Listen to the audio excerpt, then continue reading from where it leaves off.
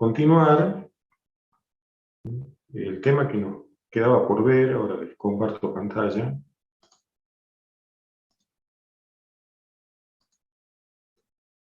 Es rotación de ejes.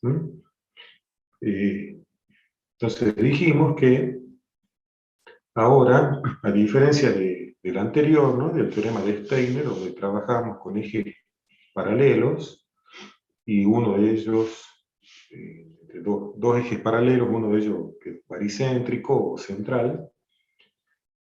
Ahora lo que vamos a hacer es relacionar un par de ejes que están girados, o que forman un ángulo cualquiera llamado alfa,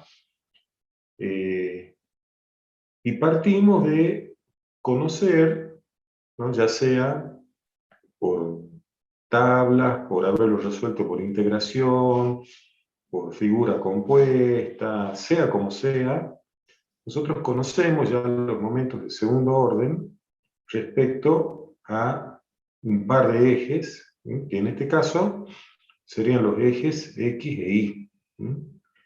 Entonces, conocidos momentos de inercia respecto al eje X, momentos de inercia respecto al eje Y, producto de inercia respecto al par de eje X, Y, lo que hacemos es, para otro par de ejes, X doble prima, Y doble prima, o pueden llamarle Z, U, B, qué sé yo, X1 y 1, lo que fuera. Pero la cuestión es que este nuevo par de ejes, que también son ortogonales entre sí, pasan, obtienen su punto de origen igual, común, a los ejes de base, digamos, los ejes XY, y forman un cierto ángulo alfa. Respecto a este ángulo, si, como está acá en el dibujo y como se ha visto en la clase teórica, si el ángulo tiene sentido antihorario, es positivo, como está dibujado acá. ¿Y cómo encontramos el sentido? Bueno, vamos a aclarar que nosotros partimos, ¿no?, desde el eje X hacia el eje X doble prima o X1 o como fuera el nombre. Por supuesto que entre estos dos ejes que son perpendiculares a esto vamos a tener el mismo ángulo alfa.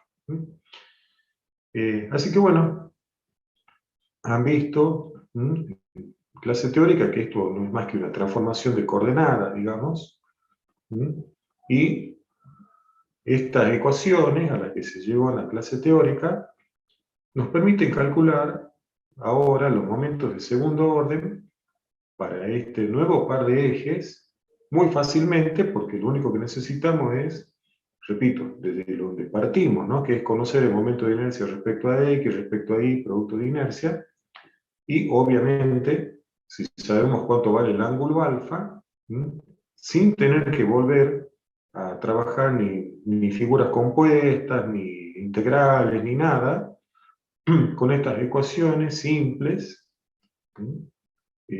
podemos calcular. Entonces, para cualquier valor de alfa, aplicamos esto.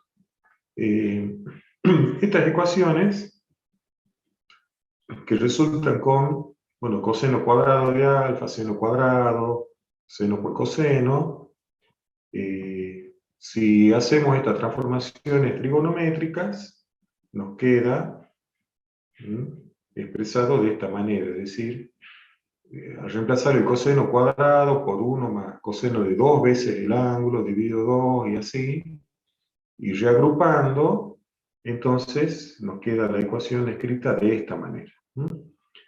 En definitiva, el momento de inercia para otro eje, ¿no?, el eje Y1, X1, lo que fuera, nos va a quedar como la suma de los dos momentos de inercia dividido 2 más la diferencia dividido 2 por el coseno de 2 veces el ángulo menos el producto de inercia por el seno de 2 veces el ángulo, y para el producto de inercia nos va a quedar la ecuación de esta manera. Así que, muy simple, ¿no?, así poder calcular las propiedades geométricas, los momentos de segundo orden, conocido los del par de ejes cualquiera, y conocido el ángulo que forman los ejes. Bueno, como también han visto, si nosotros vemos estas ecuaciones, vemos que la única variable que tenemos acá es el ángulo.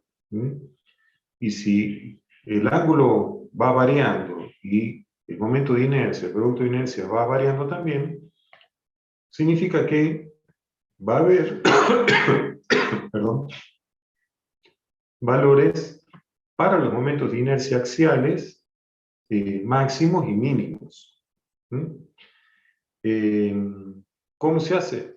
Bueno, como cualquier función, digamos, se la deriva respecto a su variable independiente, que es el ángulo, es igual a 0, y se obtiene este valor de alfa particular, porque ¿qué hace esto? Este valor de alfa hace que el momento de inercia tenga o un valor máximo o un valor mínimo. Como ven, al resolver, lo que obtenemos es la tangente de 2 veces el ángulo, que es igual a esto. ¿Eso qué significa? Que si tenemos el valor de la tangente de un ángulo, hay dos ángulos, dos valores de ángulo, cuya tangente me va a dar el mismo resultado, ¿no es cierto? ¿Cuál es la diferencia entre dos ángulos cuya tangente sea la misma? La diferencia es 180 grados. Entonces esta tangente, o la inversa tangente de esto, me va a dar dos valores de ángulo cuya diferencia va a ser expresada en grados 180 grados. Pero, como el ángulo alfa acá dentro de la tangente está multiplicado por 2, entonces si 2 veces el ángulo difiere 180 grados, significa que los dos valores de alfa que yo obtengo difieren entre ellos 90 grados. O sea que esos ejes, que ahora entonces pasan a llamarse ejes principales, me dan los llamados momentos de inercia principales, que son el máximo y el mínimo. Y esto nos demuestra que esos ejes también son perpendiculares entre sí. ¿Sí? Si nosotros entonces, repasando, conocemos momentos de inercia respecto a par de eje XY y el producto de inercia, con esta ecuación obtenemos entonces dos valores de ángulo que nos van a dar la ubicación de esos dos ejes principales. Ahora, les pregunto,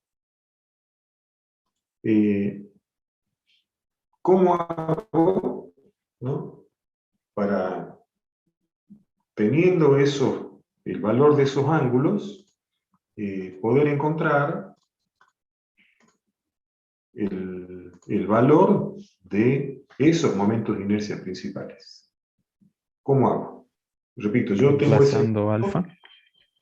Con esto tengo entonces la tangente, hago inverso tangente, tengo dos valores, digamos, hago un valor, le sumo, le resto 180 grados, tengo el otro, lo divido por 2 porque está el ángulo multiplicado por 2, y tengo entonces dos ángulos que difieren 90 grados entre ellos, y que yo los mido a partir del eje X y ubico los dos ejes principales. Ahora, ¿cuánto vale el momento de inercia de cada uno? Pregunto yo. ¿Cómo se hace? Habría que reemplazar en las ecuaciones de los momentos principales de inercia. Exactamente.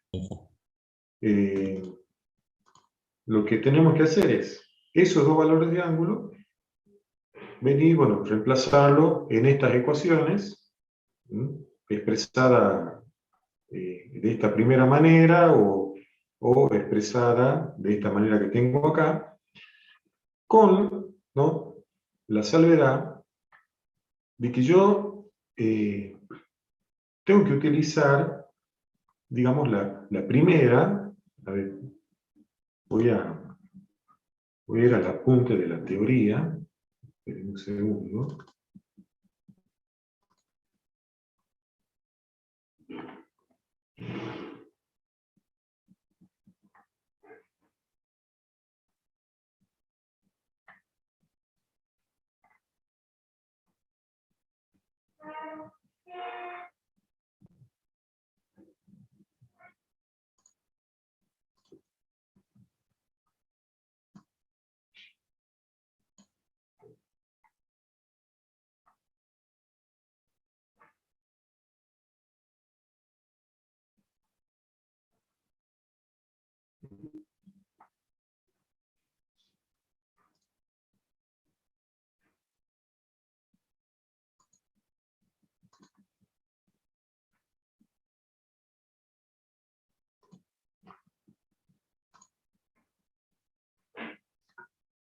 Bueno, fíjense, nosotros, esta ecuación me va a dar el momento de inercia respecto, entonces, a este eje que forma un ángulo alfa con el eje X. ¿Sí?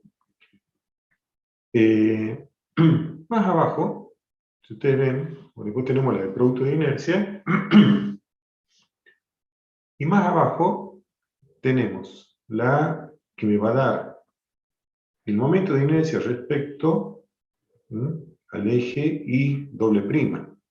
¿Sí? Y esta ecuación también utiliza el mismo ángulo alfa. ¿Sí? Entonces, si yo quiero conocer, digamos, volvamos a un ángulo alfa cualquiera, si yo quiero conocer entonces, para este eje utilizo esta ecuación, donde acá entra el ángulo alfa.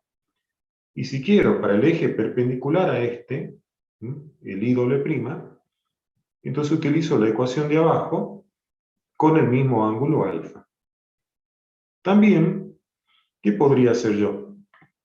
Yo, para calcular el momento de inercia respecto al eje Y doble prima, puedo utilizar también la primera ecuación, donde ahora el ángulo alfa ya no va a ser este, sino que va a ser ese ángulo alfa más 90 grados.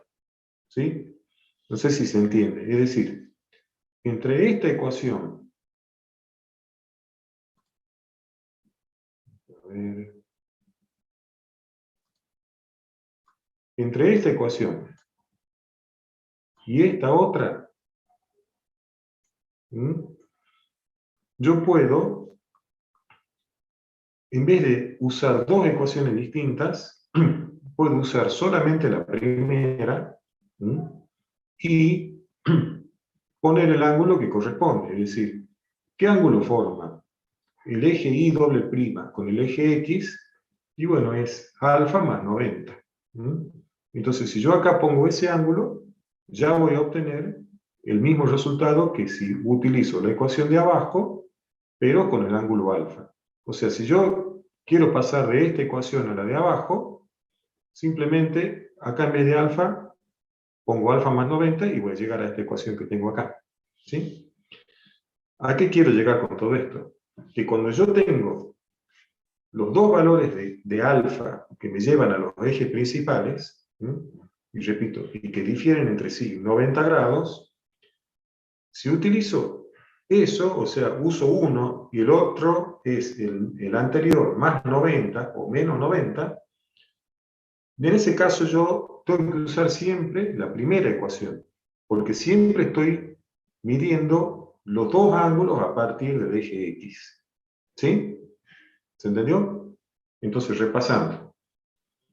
Dijimos, tenemos la ecuación que nos va a dar los dos valores, ¿no?, de alfa, llamado alfa sub p a veces, o alfa principal, que nos llevan entonces a los dos ejes principales.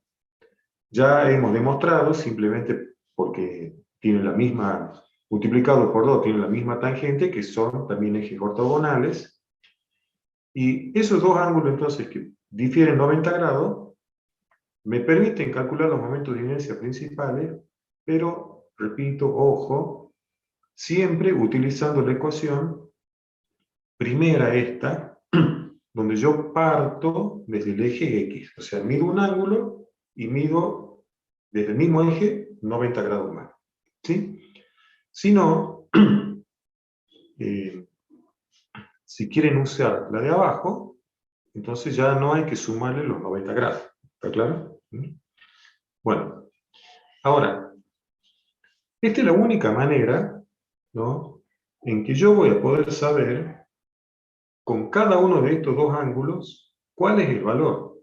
Es decir, yo reemplazo uno de estos ángulos alfa acá y obtengo uno de los momentos de inercia principales, pero en realidad no sé si es el mayor o el menor, digamos, hasta que no reemplace con el otro ángulo.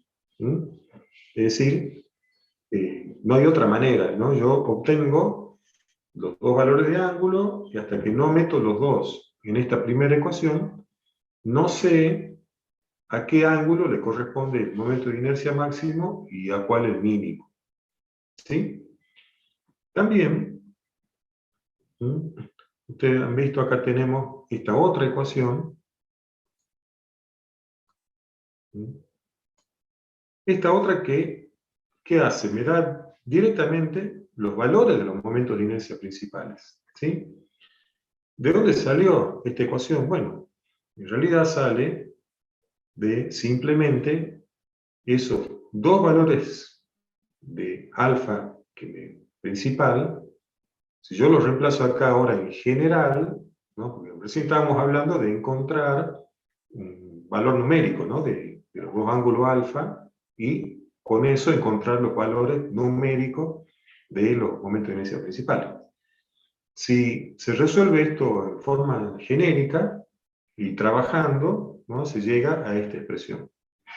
Entonces, esta expresión, fíjense que entonces yo simplemente conozco momento de inercia respecto a un eje X, un eje Y y un producto de inercia, con esto ya puedo saber cuánto valen los momentos de inercia principales.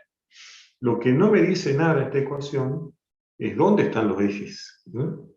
Entonces, si yo, además de querer saber el valor de los momentos de inercia principales, quiero saber dónde están esos ejes principales y a qué eje le corresponde el máximo a aquel mínimo, no me queda otra que encontrar los valores de los ángulos, utilizar las ecuaciones anteriores, y ahí puedo saber dónde están los ejes principales y qué eje principal tiene el momento de inercia máximo y cuál tiene el mínimo. ¿Sí? Bueno, otra cosa importante, no sé si espero que se haya entendido, bueno, si no ya cuando trabajen, ¿no?, cuando vayan haciendo, le va a resultar más fácil, ¿sí? Otra cuestión importante, ¿no?, es que dijimos, ¿no?, que cuando yo tomo estos valores particulares de alfa, ¿no?, trabajo con las ecuaciones anteriores, llego a esta ecuación que me da los dos momentos de inercia principales. Si además este resultado, estos dos valores particulares de alfa, yo los reemplazo en la ecuación que me da el producto de inercia, que es esta, entonces fíjense, bueno, la tangente de 2 veces el ángulo es lo mismo que seno sobre coseno, ¿no es cierto? O sea que si seno sobre coseno es esto, y uno lo reemplaza acá, fácilmente se despeja y llegamos a la conclusión de que el producto de inercia se hace cero. O sea, repito, si yo tomo estos valores de alfa que me llevan a los ejes principales, cuando los llevo a la ecuación del producto de inercia, me doy con que sí o sí el producto de inercia para los ejes principales es cero. ¿Mm? Así que esa es otra conclusión que llegamos, ¿no? al trabajar, digamos, con las ecuaciones. Todo esto, ¿sí? Lo que vemos hasta acá, es la resolución analítica. Ahora vamos a ver que también hay un método gráfico o una resolución gráfica, que es ya lo han visto en la teoría, el círculo de Mohr. Ahora vamos a repasar un poquito cómo se trabaja. Entonces yo le hago una pregunta. Si me doy que una figura, ¿no? Para una dada figura, digamos, estoy trabajando con ejes centrales o centroidales, ¿no? y resulta que tiene, supongamos, un eje de simetría, ¿no? Ese eje de simetría, ¿qué particularidad tenía? Por empezar, que bueno, obviamente pasa por el centro geométrico, ¿no? Y si son dos ejes de simetría donde se intersectan, ese es el centro geométrico. ¿Y qué más? ¿Qué otra particularidad tenían un eje de simetría? ¿Quién se acuerda? A ver. El momento estático es igual a cero. A ver, ¿me repetís? El momento estático es igual a cero. Sí, eso y otra cosa más. El El producto del momento de inercia es nulo. El producto de inercia es nulo, ¿sí? Un eje de simetría ya significa que para ese par de ejes, o sea, un eje de simetría y un eje perpendicular a ese producto de inercia necesariamente es cero. ¿Y qué acabamos de decir? Si el producto de inercia es cero, entonces ese eje es principal.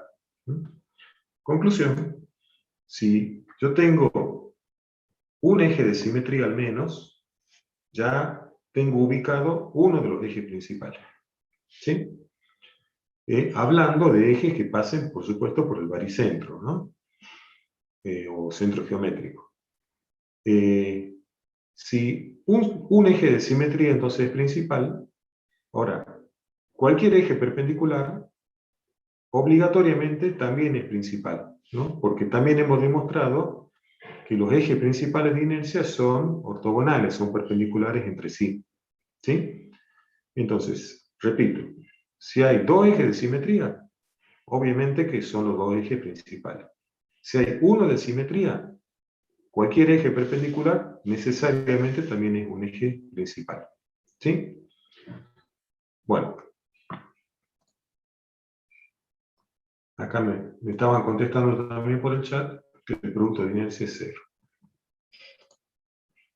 Bueno. Vamos a ver enseguida un poquito cómo trabajamos con la parte gráfica. Vamos a ver un poquito el práctico de qué nos dice. Bueno, entonces, en el ejercicio 5, bueno, nos piden también ubicar el centro geométrico. A partir de ahora, digamos, si hay ejes de simetría, ya está, ya ubicamos el centro geométrico, ¿no? Ya nos falta ponerse a hacer todo lo que hicimos antes para demostrar que un eje de simetría necesariamente pasa por el centro geométrico, etc., ¿no? Así que bueno, si, por ejemplo, esta primera sección, que es una sección de las llamadas H, ¿no? Fíjense porque es como una letra H. También se les puede llamar doble T, porque es como una letra T y otra letra T. Pero bueno, estas son las llamadas secciones H, ¿no? Cuando son, digamos, las alas. Esto que estoy señalando acá, y esto es lo que se llaman alas, y esto es lo que se llama alma. Si las alas son medio angostitas, estas secciones se llaman I. porque ya aparece, ve una letra H acostada, aparece una letra I mayúscula, ¿no? Así que bueno, si los dos espesores son iguales, si todo es simétrico, bueno, ya ubicamos con eso nomás el centro geométrico, ¿no? Esta otra, bueno, acá tenemos una vista en 3D o en perspectiva. Acá tenemos una vista superior, o sea que te ahora una sección variable, ¿sí? Por eso dice acá que todo va a quedar en función de la coordenada z, porque, bueno, en función de z, el ancho b es variable, y la altura t es constante. Es decir, acá nosotros vemos, perdón,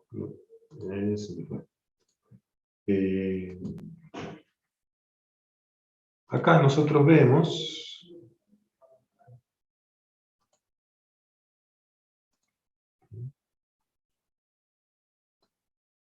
esta es la sección, en definitiva es una sección rectangular. ¿Sí? Entonces la sección es rectangular. Su altura es t y el ancho es constante, es b en función de z. ¿Sí? Eso, bueno, solamente para que por la duda les quede claro, ¿no?, lo que dice el enunciado. Y bueno, y piden magnitud y dirección de los ejes principales de inercia baricéntricos. Repito, si encontramos ejes de simetría, listo, eso ya son ejes principales, no hay que demostrar nada. Y, bueno, cuando dice magnitud, se refiere, por supuesto, a los momentos de inercia principales, ¿no? Y después, bueno, hacer un dibujo de cada uno de ellos.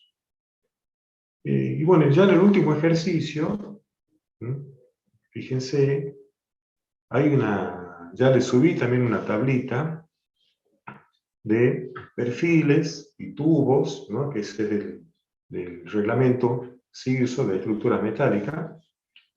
Y acá también, bueno, encontrar la posición del centro geométrico, dirección de ejes principales, momentos de inercia principales, y dibujar todo eso.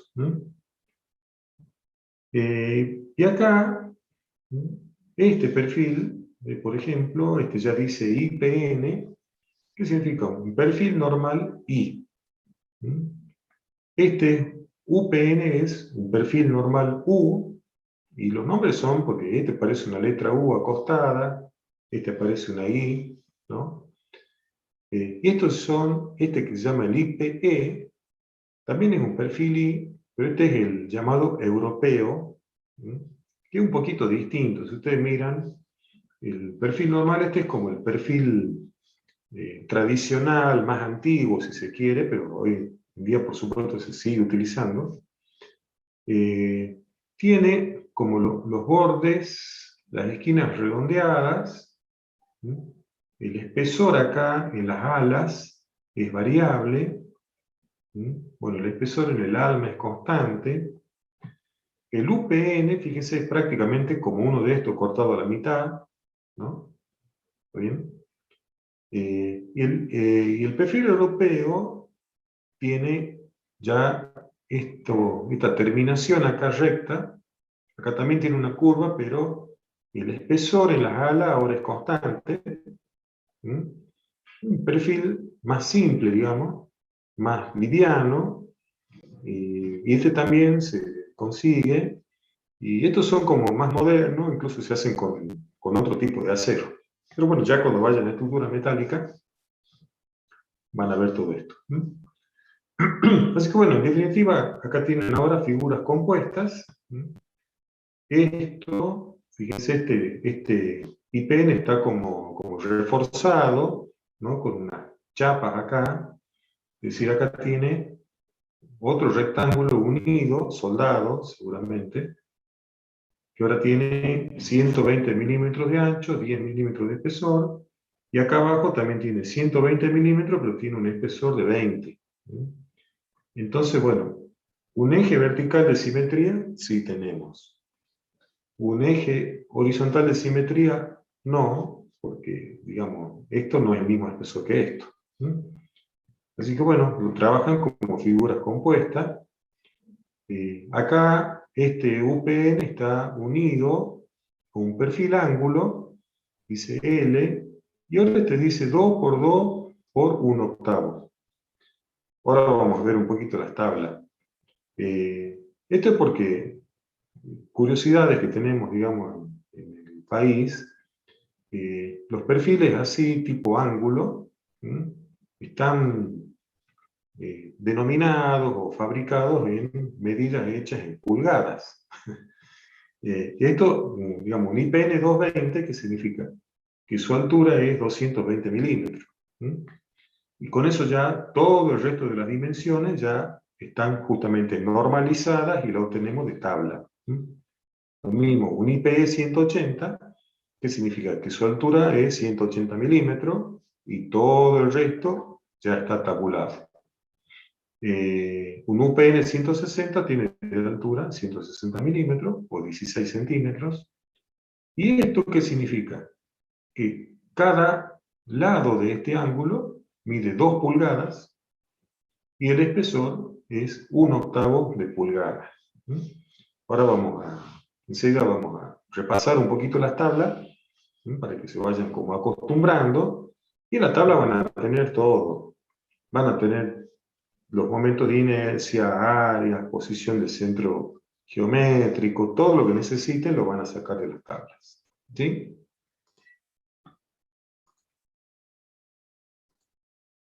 Bueno, antes de que vamos a las tablas, veamos cómo se trabaja con la resolución gráfica. A ver, espera, primero vamos a ver un poquito el apunte.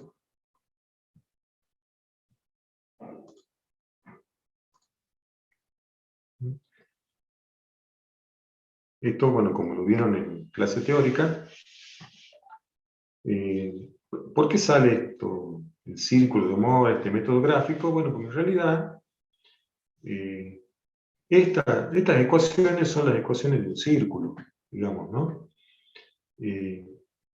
Entonces, este círculo, ¿qué es lo que es? Es la representación gráfica de todos los valores de momento de inercia y producto de inercia para una dada figura y que, por supuesto, para todos los infinitos ejes que pasan por un mismo origen. Entonces, así como el círculo tiene infinitos puntos, cada punto del círculo me está representando uno de los infinitos ejes que pasan por el mismo punto en la figura. Entonces, ese punto por donde se intersecan todos los ejes puede ser el centro geométrico o no. Eso no tiene nada que ver acá. ¿Está bien? Acá lo único que importa es que lo que estamos haciendo es girar la posición de los ejes, pero siempre se cortan en un mismo punto. Repito, ese punto será, si es el centro geométrico, todos estos ejes se llaman centrales o centroidales o baricéntricos. Y si el punto no es el baricentro, no es el centro geométrico, los ejes dejan de llamarse centroidales o baricéntricos, pero las ecuaciones y el círculo de Mohr, por supuesto, valen perfectamente. Entonces, bueno, ahora lo vamos a trazar, pero fíjense que, por ejemplo, este punto, que tiene como coordenadas el momento de inercia respecto al eje X, que puesto en escala es esto, y el producto de inercia respecto al eje XY. Entonces, este punto está representando acá al eje X. Lo mismo, este punto, que tiene ahora estas otras coordenadas, representa el eje Y, o sea, el eje perpendicular al que está representado por este punto. ¿Sí? Entonces, bueno, veamos cómo se trabaja, ¿no? Si lo trabajan Así en el AutoCAD, el método, por supuesto, sigue siendo gráfico, pero es absolutamente preciso. Si lo trabajan con papel y lápiz, bueno, como método gráfico tendrá algún margen de error porque lo que se lea, digamos, las dimensiones que lean a escala tendrán un margen de apreciación o de error, y los ángulos que midan sobre el papel, bueno, también podrá tener algún pequeño error ahí o algún redondeo, digamos, ¿no? Trabajando en el AutoCAD, pasa a ser preciso porque lo que estamos haciendo en el AutoCAD, al trazar círculos, medir distancias, medir ángulos, el AutoCAD es como que adentro está utilizando las ecuaciones, ¿está bien? Y me está dando el mismo resultado que si lo hago analítico. Así que bueno, ¿cómo se traza el círculo? Partimos de qué? Y siempre tenemos que partir de conocer momentos de inercia y productos de inercia respecto a un par de ejes, llamado normalmente el eje XY. Entonces, bueno, suponiendo que el momento de inercia respecto a X sea mayor que respecto al de Y, ¿no? Es decir, vamos a, por ejemplo, suponer acá que el momento de inercia respecto a X vale 48, no sé qué, centímetro a la cuarta, milímetro, metro, qué sé yo. Respecto al eje Y valdrá 21. Bueno, o sea, esto, por supuesto, trabajamos con escala, ¿no? O sea, tomaremos, si está expresado en centímetros a la cuarta, milímetros, lo que fuera, pero bueno, ponemos las medidas acá en el AutoCAD exactas, ¿no? Lo mismo, bueno, vamos a suponer que el producto de inercia sea positivo, también podría ser negativo. Y ahora, bueno, entonces, ¿qué hacemos simplemente? Primero, ubicamos este punto que me está representando al eje X, es decir, tiene como coordenadas el momento de inercia respecto a X y el producto de inercia. ¿Qué hacemos después? Este punto pertenece al círculo. ¿Y dónde está el origen del círculo? El centro del círculo está en el punto medio entre estos dos. Así que tengo que ubicarlo, ¿no? Por ejemplo, una manera que se me ocurre de hacerlo es si yo trazo acá una línea auxiliar, entonces me es fácil ya encontrar el centro del círculo, ¿sí? Entonces, bueno, simplemente yo dibujo un círculo que tiene este centro y este radio. Listo, ya tengo el círculo. Así que, ¿qué me da así como inmediatamente el círculo? ¿Qué tengo acá? El valor del momento de inercia máximo, el valor del momento de inercia mínimo, que como ya sabíamos, se da en ejes para los cuales el producto de inercia es cero. O sea que yo, digamos, si yo mido acá, en este caso, 57.8077 sería el momento de inercia máximo, y 11.19. Entonces es muy fácil, digamos, trabajar.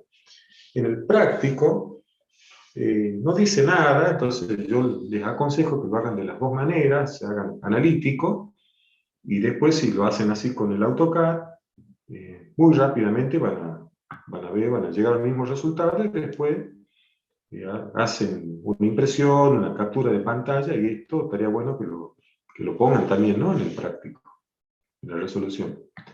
Bueno, ¿qué más tenemos de acá? Si nosotros unimos, ¿no?, el centro del círculo con un punto que represente un eje, ¿sí? O sea, este radio del círculo es un radio particular porque es como que también representa, ¿no?, o tiene que ver, digamos, con el eje X que está representado por este punto. ¿Y qué tienen de particular estos radios? Que si yo tomo cualquier otro radio, a ver, por ejemplo, ¿Mm? Dijimos que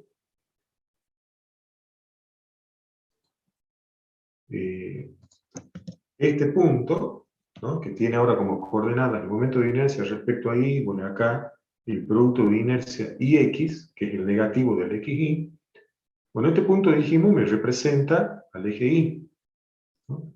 Y si yo también tomo este otro radio, ¿sí?, los ángulos que forman esos radios entre sí son el doble del ángulo que forman los ejes entre sí. O sea, ¿qué ángulo forma este radio con este radio? 180 grados. ¿Eso qué significa? Que entre el eje X y el eje Y hay 90 grados. O sea, yo, este ángulo, digamos, si yo tomo este ángulo,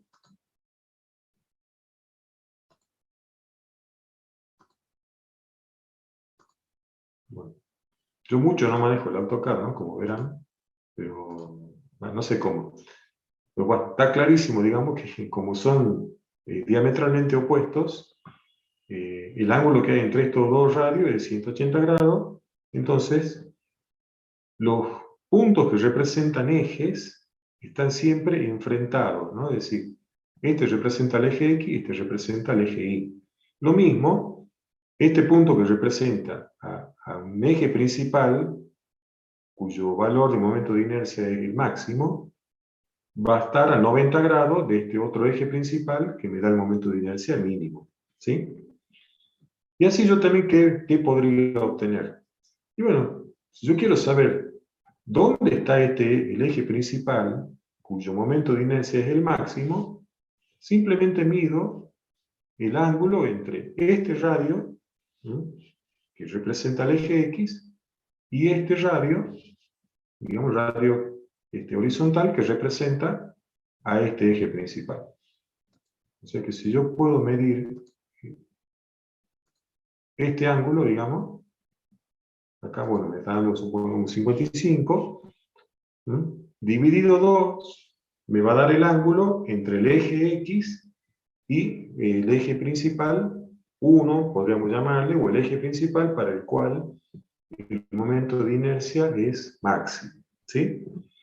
¿Y en qué sentido? En el mismo sentido que tengo acá. Es decir, esto me está diciendo que desde el eje X, según lo que yo veo acá, tengo que ir en sentido horario, ¿no?, la mitad de ese ángulo, la mitad de esos 55 grados, y ahí tengo la posición del eje principal, cuyo momento de inercia es el más grande de todos. Y perpendicular a ese, voy a tener el otro eje principal, cuyo momento de inercia es el más chico de todos. ¿Sí? Fácil, ¿no? Digamos, de trabajar. Gráfico es como mucho más rápido, más fácil, y en el AutoCAD tenemos la ventaja de que es absolutamente exacto, así que también se puede trabajar así. Después, bueno, llegado el momento en alguna evaluación, en algún cuestionario o un parcial, ahí se les dirá si queremos que lo resuelvan de forma analítica, o gráfica, o de las dos maneras. Si en una evaluación se les pide gráfico, la idea es que lo hagan con un compás, midan los ángulos con un transportador, la escala con una reglita, o sea que no que trabajen con el AutoCAD, pero para los prácticos sí, ¿no?, pueden trabajar con el AutoCAD. Bueno, ¿alguna pregunta? ¿Alguna duda? Hagamos una pausa, también 5 o 10 minutitos, y después, bueno, yo me quedo hasta las 2, por si tienen preguntas, pero listo, ya comiencen a trabajar, aprovechen, si ya han hecho algo, si no, vayan haciendo ahora y cualquier cosa me preguntan. Pero bueno, hacemos una pequeña pausa, ¿les parece? Para que no se duerman, si es que queda alguno acá todavía, no sé. Bueno, profe. Bueno, profe. Bueno, profe.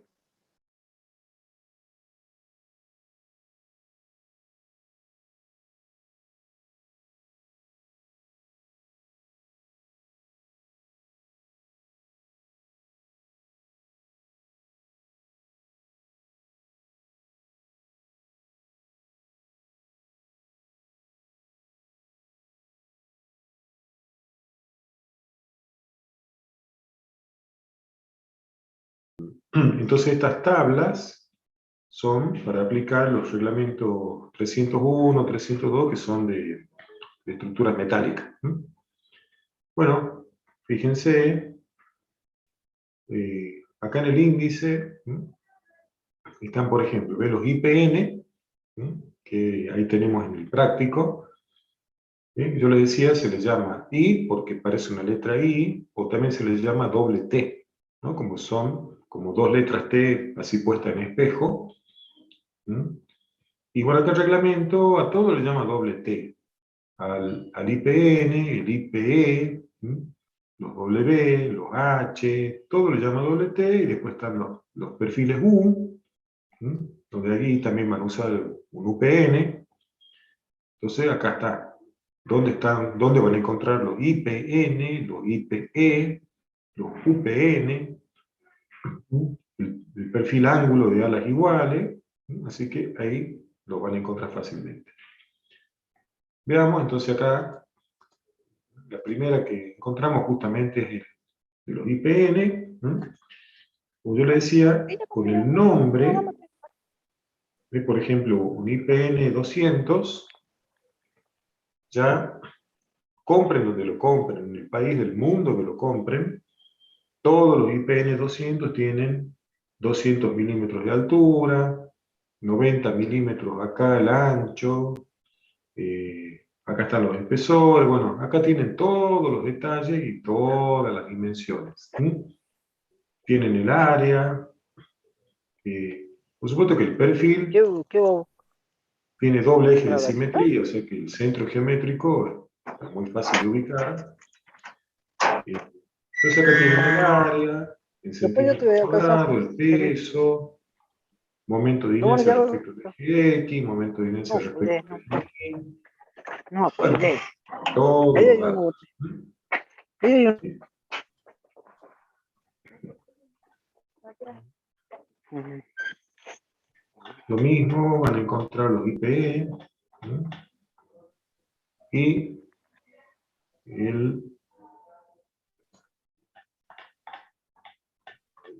acá está.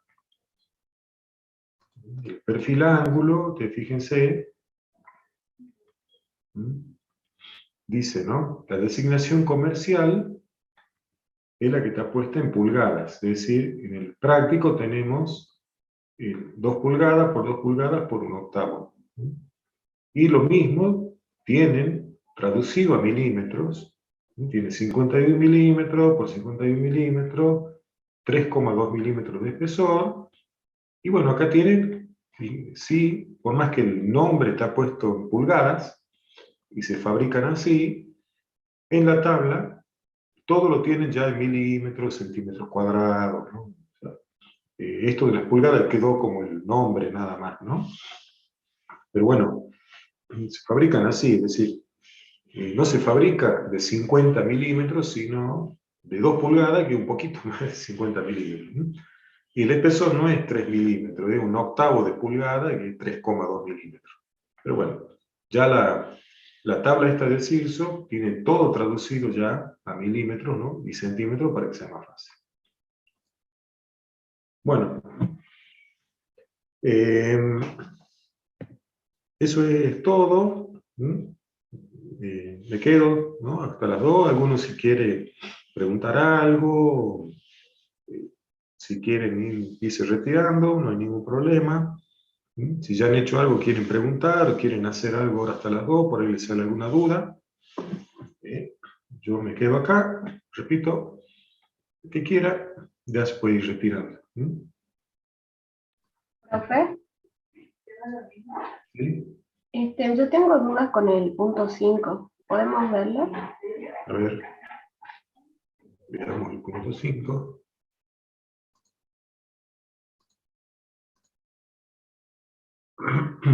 ¿Este?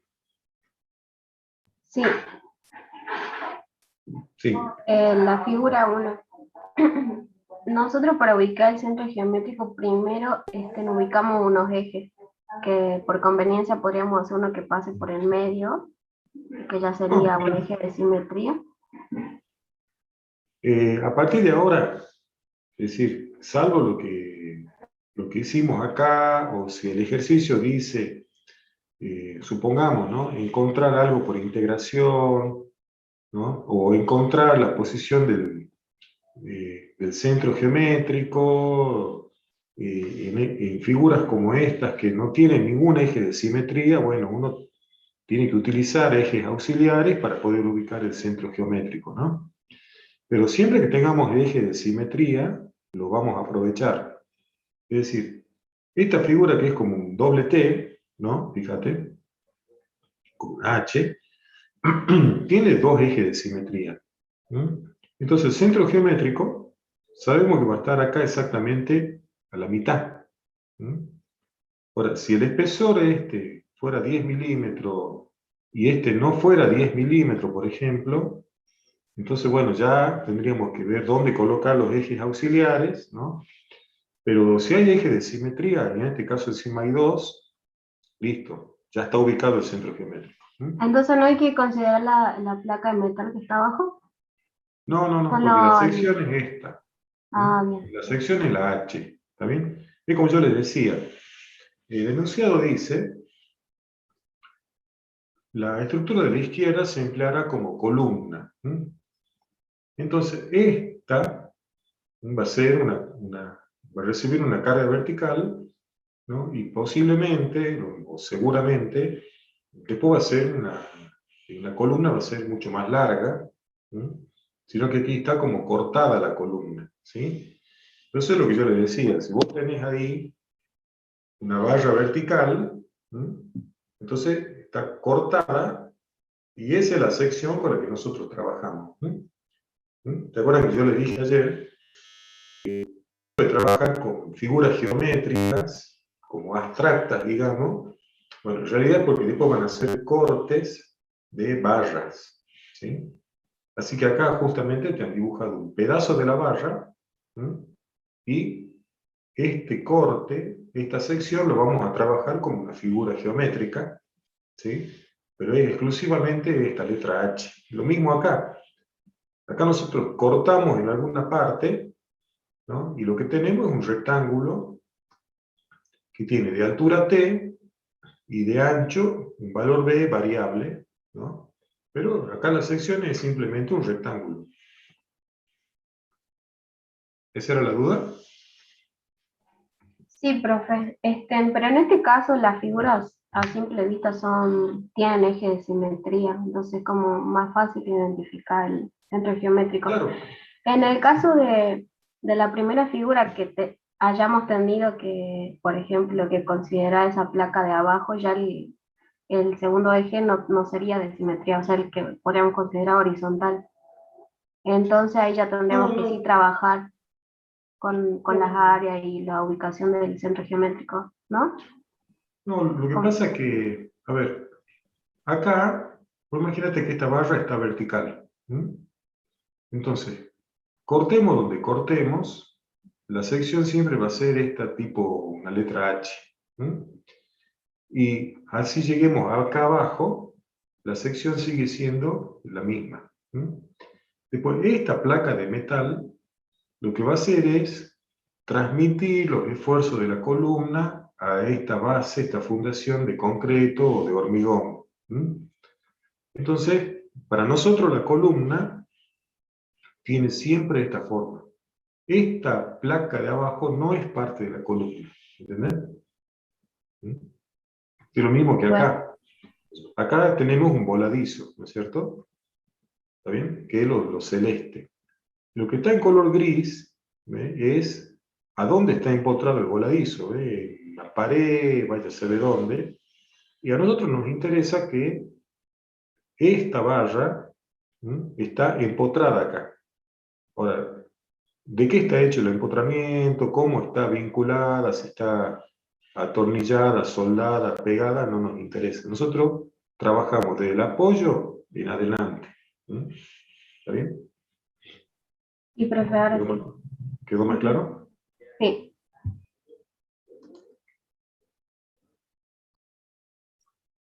Profe, Sí, te escucho. en el ejercicio de abajo del IPN, por ejemplo, ahí usted dice que tiene solo eje de simetría vertical, que no, por lo que son distintos los espesores, digamos, de la parte de arriba y de abajo. Claro. Este, Claro, en ese. claro. ¿En qué Acá caso sí. en qué caso Ah, podría mira, vos considerar acá despreciable el tenés, espesor como para que mira, sea el eje de simetría horizontal también? Porque ahí hay 1 centímetro que no de diferencia. claro. Entonces vos acá lo que podemos hacer es lo siguiente. Decimos, bueno, como acá hay un eje de simetría, entonces, listo, ya sabemos que el centro geométrico está ahí. El tema es el otro, ¿dónde está la otra posición del eje? Entonces, vos lo que podés hacer es, por ejemplo, tomar un eje auxiliar acá, ¿no? Entonces, si yo encuentro el valor del momento estático respecto a este, ¿sí? Lo divido en el área total, que es la suma del área de esta chapa o planchuela, más el área del perfil que la saco de la tabla, más el área esta que tengo acá. Entonces, yo tengo, repito, el momento estático de todo respecto a este eje dividido todo el área, voy a tener una distancia, ¿no?, a el centro geométrico que supongamos que esté por aquí. Entonces, esta distancia, ¿sí? Esta distancia, repito, ¿cómo la saco? Simplemente hago momento estático de toda la figura respecto a este eje dividido todo el área. ¿Sí? ¿Y cómo hago para calcular el momento estático de toda la figura? Y bueno, simplemente ¿qué hago? El área de este rectángulo, ¿sí?, por, a ver, es otro colorcito. Yo tomo el baricentro de este rectángulo que sé que está justo a la mitad, ¿no? O sea, medido desde acá sería 5 milímetros, o sea, me voy justo al medio, digamos. Me voy justo al medio, y ahí tengo la distancia que hay de este eje auxiliar al baricentro de este rectángulo. Esta distancia por esta área me va a dar el momento estático de esta figura, de este rectángulo respecto a este eje. Luego, como el perfil IPN es simétrico, entonces yo sí sé que su centro geométrico está acá a la mitad, entonces supongamos que sea aquí, entonces tengo, para calcular el momento estático ahora del IPN respecto a este eje auxiliar, hago la mitad de la altura del IPN, ¿no?, más este espesor y ya tengo esto. Y después este otro, bueno, acá va a tener, digamos, una distancia chiquitita, porque va a ser de su baricentro acá, nada más. Entonces yo, cada uno de los tres momentos estáticos, siempre referido a este eje, lo sumo y ya tengo el momento estático de todo. Lo divido en el área total y tengo esta distancia y listo, y ahí ya ubiqué, ¿no?, el centro geométrico de la figura compuesta. En esta, bueno, acá ya no hay ningún eje de simetría, así que bueno, ya ustedes verán dónde colocar ejes auxiliares, donde más les guste, ¿no? Digamos, podría ser, a ver, digamos, pueden poner los ejes auxiliares así, por ejemplo, o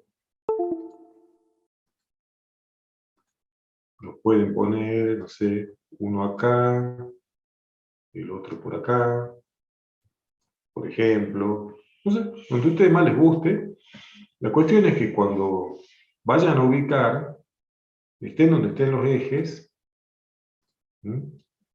cuando encuentren el centro geométrico, que no sé, supongamos que dé por acá, alguno que haya puesto acá los ejes, por ejemplo, así, y bueno, esta distancia dará positiva, esta dará negativa. Algún otro que haya puesto, como dijimos, a lo mejor los ejes así, y bueno, las dos distancias le dará positiva. No sé, algún otro, capaz que pone acá un eje y el otro lo pone por aquí. No importa. Este le va a dar una positiva, otra, pero este centro geométrico, a todos, por supuesto que les tiene que coincidir. ¿Dónde queda finalmente? ¿No? Lo mismo acá, lo mismo acá. Y bueno, estas sí van a tener dos ejes de simetría, así que aquí ya está fácil, ¿no? Bueno, ¿eso era? Sí, profe, pero otra duda, digo, ¿se podría considerar en algún momento, o sea, el espesor, cuál sería el espesor mínimo como para considerarlo despreciable y que sea simétrico? Porque ahí yo No, veo, no. nunca se puede eso, sí o sí cambia. Nosotros, a ver, si es simétrico, es porque es exactamente lo mismo de un lado y del otro. Si no, no. ¿Está bien? Bien, bien, ahora sí, gracias.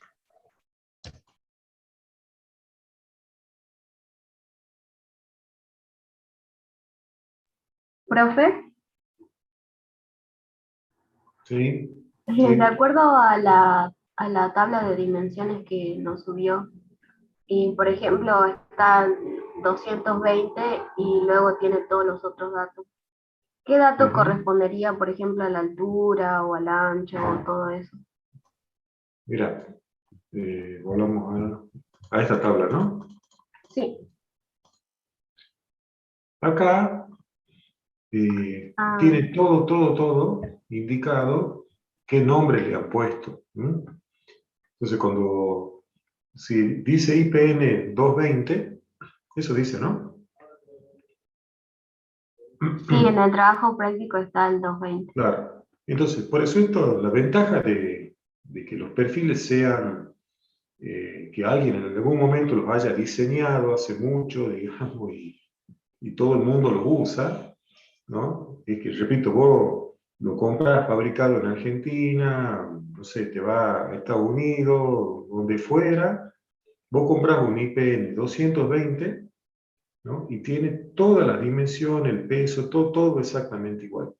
Es decir, por ejemplo, obviamente que el dato más importante, que es la altura total, es 220 milímetros. El baricentro está justo a la mitad, esto es perfectamente simétrico. Si vos querés saber cuánto es el ancho, bueno, se llama B sub F, resulta que es 90 milímetros, digo 98.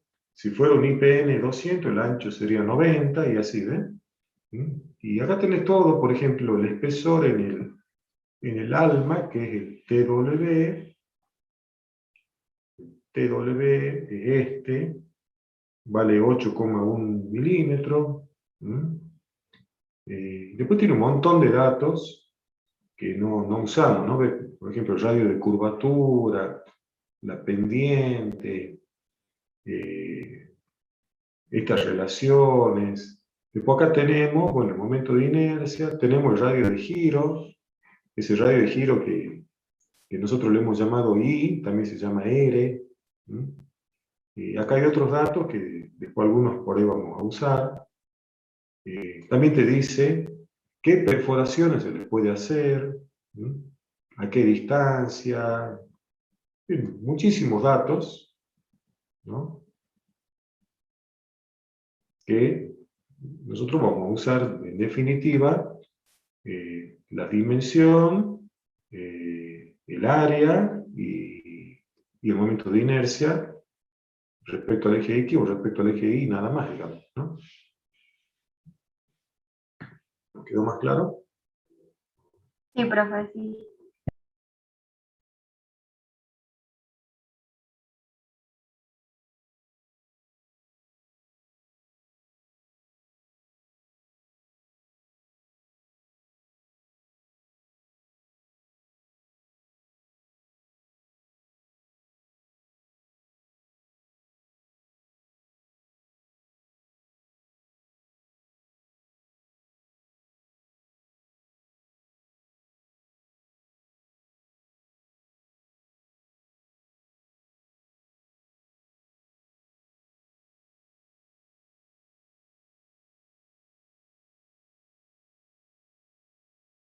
Profe, ¿cómo sería una forma sencilla, por así decirlo, de calcular ese área? O sea, porque tiene curvas, tiene radio, hay parte que tiene el radio, otra que es como más cuadrado, y así.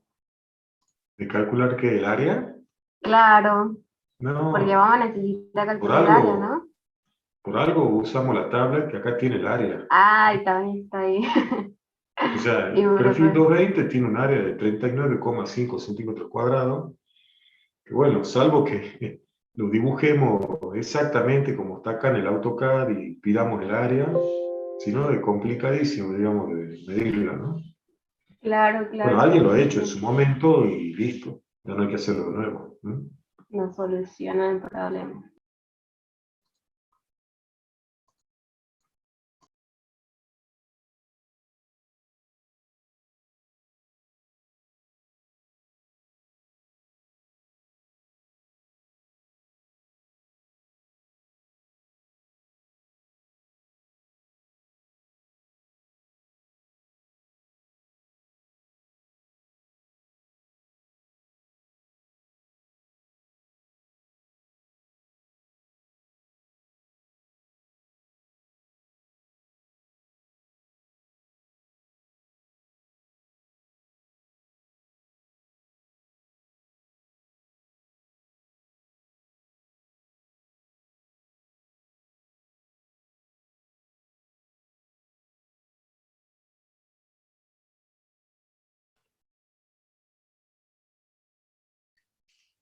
Yo ya me retiro, profe. Muchas gracias. Hasta la semana que viene.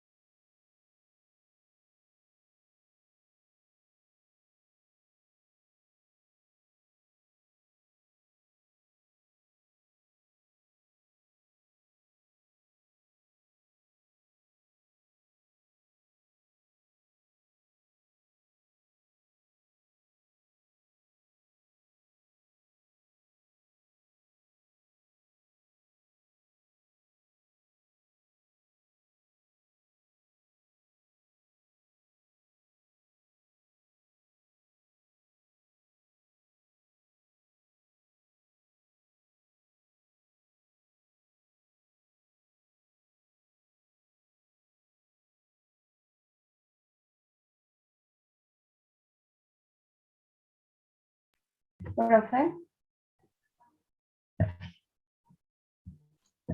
¿Sí? volviendo al punto 5, en el caso que estemos en un examen parcial y bueno, nosotros en esta figura vemos que tienen las figuras eje de simetría, en el caso que en el parcial no nos pidan justificar, nosotros podríamos nada más poner que tiene eje de simetría, por lo tanto el eje, Sí, o sea, sabemos dónde está ahí no me sale ahora el nombre. sí, sí, sí, sí. Si En hay el eje de caso que nos pidan simetría, justificar, sería haciendo cálculos. no, a ver, en un parcial, el enunciado, o sea, usted tiene que, y esto vale para todo, parciales, cuestionario y todas las materias, digamos, usted tiene que contestar eh, lo que se les pida, o sea, llegar, digamos, a la respuesta por el camino más corto y más práctico y con menos probabilidad de error, ¿no? Entonces, si un enunciado pide, por ejemplo, calcular el momento de inercia baricéntrico o los principales baricéntricos o centrales, centroidales, y resulta que la figura tiene doble eje de simetría, entonces directamente por ser eje de simetría uno ubica ahí el centro geométrico, ¿no? Y si son figuras conocidas, o están en la tabla, se utiliza, ¿no? Y no hay que ponerse ni a demostrar dónde está el centro geométrico calculando un momento estático, si no dice que los momentos de inercia se calculen por integración, utilizamos resultados de la tabla, ¿no? Es decir, el enunciado le va a pedir lo que queremos nosotros que hagan, ¿no? Entonces no hagan de más, ¿sí? Repito, si el enunciado dice ubicar el centro geométrico y la figura tiene doble eje de simetría, justamente queremos que sepan o demostrar, que demuestren que saben que los ejes de simetría pasan por el centro geométrico. Y que demuestren que saben que un eje de simetría es un eje principal. No hace falta que lo demuestren. Que estén seguros, lo sepan y lo utilicen. Bien, ¿Ah? perfecto. Gracias. Sí.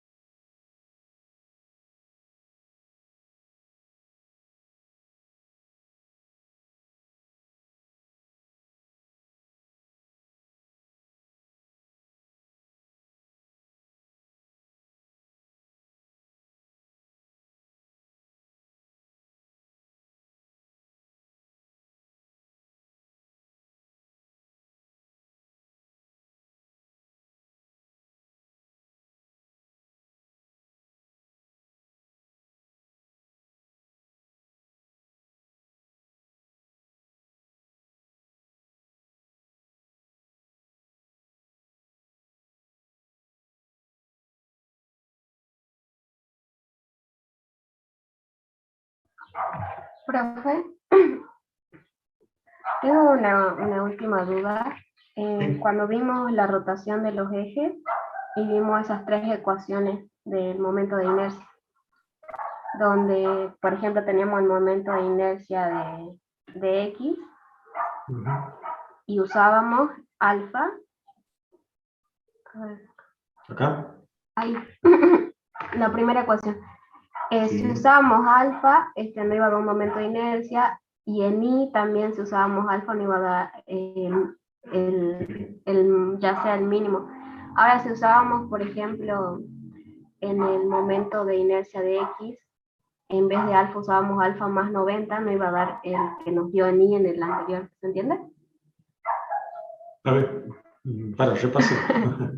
Yo acá tengo, bien, fíjate que acá está siempre el mismo ángulo alfa, ¿sí? Entonces, ¿qué me da esta ecuación? Me da el momento de inercia respecto al eje X doble prima. ¿Quién es el eje doble prima? El X doble prima es el que forma un ángulo alfa, es ese ángulo alfa rojo, con el eje X. ¿Sí? Esta me da el producto de inercia, y esta última, que es distinta, o sea, ¿en qué es distinta con la primera? Acá el signo este es negativo, este signo es positivo. ¿Sí? Entonces, no es la misma ecuación. ¿Y qué me va a dar? ¿Mm? Esta me va a dar el momento de inercia respecto al eje I doble prima, es que es este otro, ¿sí? Pero yo sigo, digamos, utilizando el mismo ángulo alfa que está entre el eje X y el X doble prima, o, por supuesto, entre el eje Y y el eje Y doble prima. ¿No? Ahora, lo que yo le decía recién es que si yo en esta primera ecuación, ¿no? Que repito, me da el momento de inercia para este eje, que forma un ángulo alfa, ¿no? Esta sirve para cualquier ángulo alfa, ¿no? Entonces, si yo acá, donde en vez del ángulo alfa solito, ¿no? Tomo alfa más 90 grados, ¿sí? Entonces, ¿a dónde me va a ir a dar el momento de inercia? Y me lo va a El dar momento de para inercia el eje mismo. Y doble prima, porque el eje Y doble prima con el eje X forma un ángulo que es alfa más 90. ¿Entendés?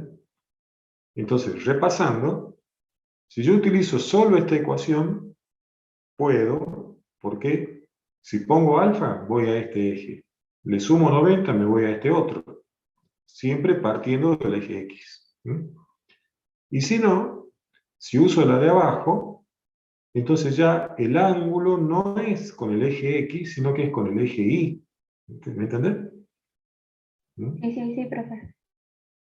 ¿Eso era la duda?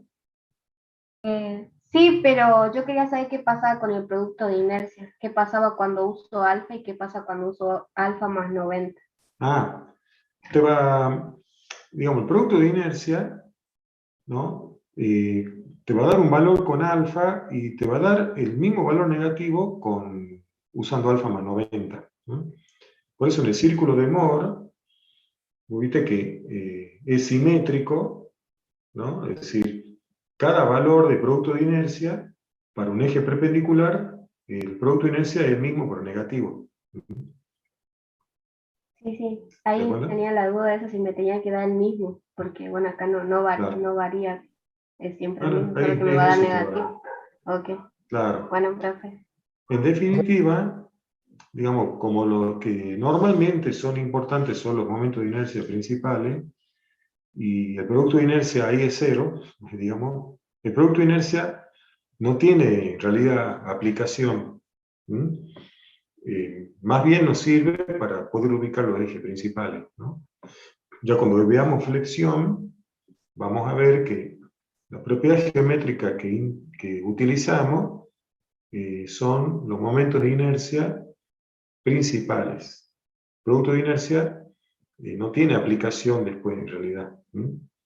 Así que por eso no es importante cuánto da, cuál es su signo. Lo único que no importa es dónde da cero en realidad.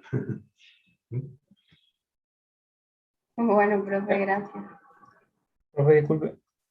Si en la ¿Sí? última ecuación uso alfa menos 90 y es lo mismo, que no me devuelve la de arriba.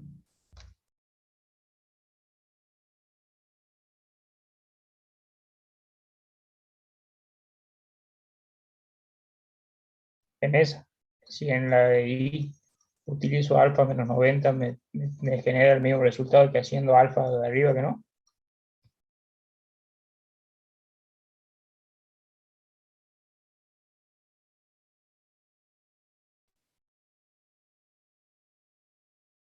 Profe tiene silenciado su micrófono, parece.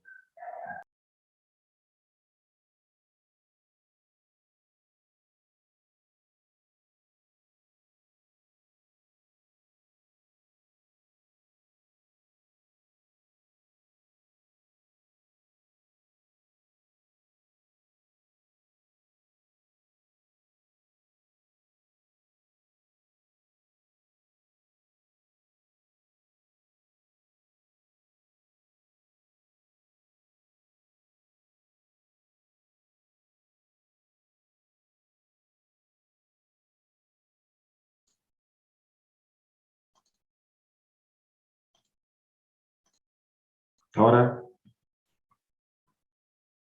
Ahora sí. Sí, te decía, esta ecuación me va a dar el momento de inercia respecto al x doble prima, y el ángulo lo mido entre el eje x y el eje x doble prima. Esta me lo da para el y doble prima, pero el ángulo lo mido desde el eje y. Y el mismo, por supuesto, ¿no? El ángulo alfa lo mido de x a x doble prima o de y a y doble prima. ¿Sí? Y entonces, esta ecuación es partiendo del eje x y esta es partiendo del eje y. ¿Sí? Esa era la pregunta. Sí, sí, profe, está bien. Ah, no, lo decía, si a la última ecuación le ponía alfa menos 90, me genera el mismo Te va a dar resultado, esta. digo que, claro, sí, sí, está bien. Te va a dar esta, claro. Sí, sí, porque si yo, ahora partiendo de acá, ¿no? Hago, me voy para el otro lado, ¿sí? Voy a venir a este eje que tengo acá. ¿Sí? Entonces si hago alfa supuesto positivo y le resto 90, entonces caigo en el x doble prima.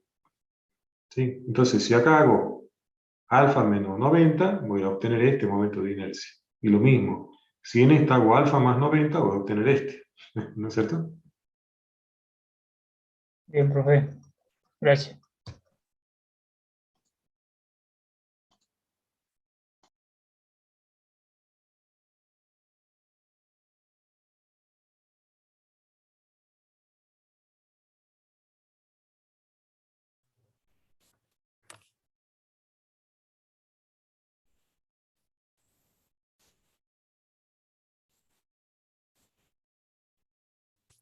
Profesor, cuando me piden la dirección de los ejes principales, me están pidiendo el alfa y el alfa más 90, lo saco de la ecuación nada más.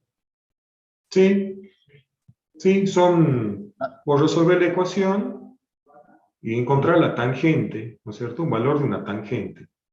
Y el valor de esa tangente responde a dos valores de alfa, y que difieren 90 grados entre ellos, y eso es, digamos, nada más. Si te dicen la ubicación de los ejes principales, vos das esos dos valores de ángulo y nada más. Bueno, gracias.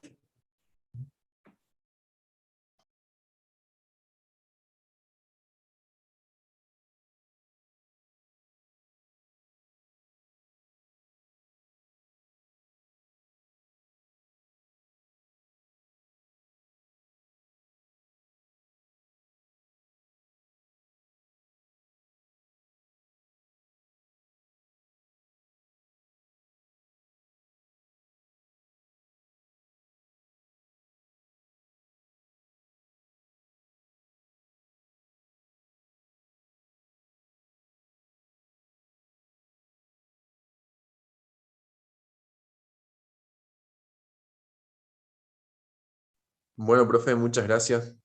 Me retiro. Bueno, hasta luego. Bueno, si no hay más preguntas, bueno, la semana que viene hay mucho feriado.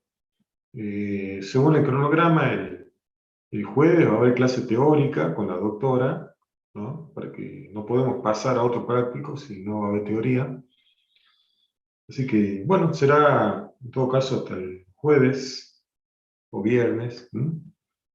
Después, si podemos poner un horario de consulta especial el jueves, si quieren. Ya vemos. Bueno, buen fin de semana. Hasta luego. Chao, profe. Hasta luego, profe.